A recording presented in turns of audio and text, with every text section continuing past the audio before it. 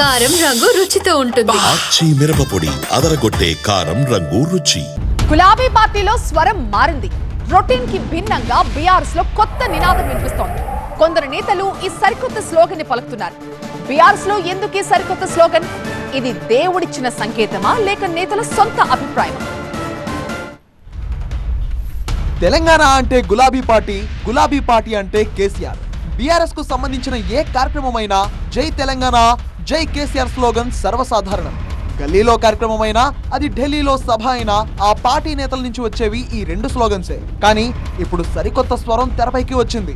ఆ నినాదం పేరే కేటీఆర్. జై కేటీఆర్, జై కేటీఆర్, వర్ధిల్లాలి కేటీఆర్ నాయకత్వం, జై కేటీఆర్.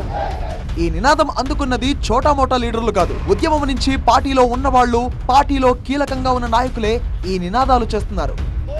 జై తెలంగాణ, జై కేసీఆర్, జై కేటీఆర్, జై కేటీఆర్.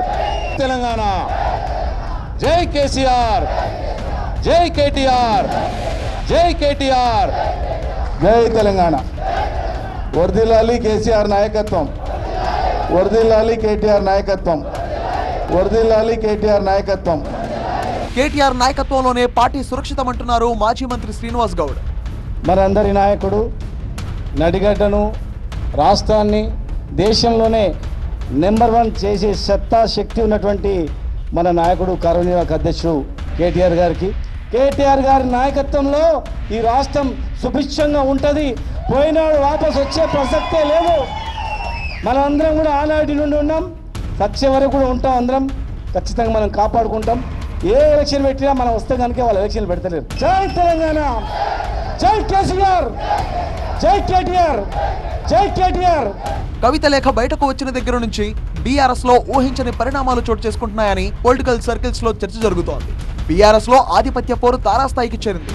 ఆ పార్టీ ముక్కలుగా విడిపోతుందంటూ కాంగ్రెస్, బీజేపీ నేతలు ఇప్పటికే విమర్శలు చేస్తున్నారు. ఇప్పుడు బీఆర్ఎస్ నేతల మాటల్లో కనిపిస్తున్న వ్యత్యాసం కొత్త సంకేతాలకు తావిస్తోంది.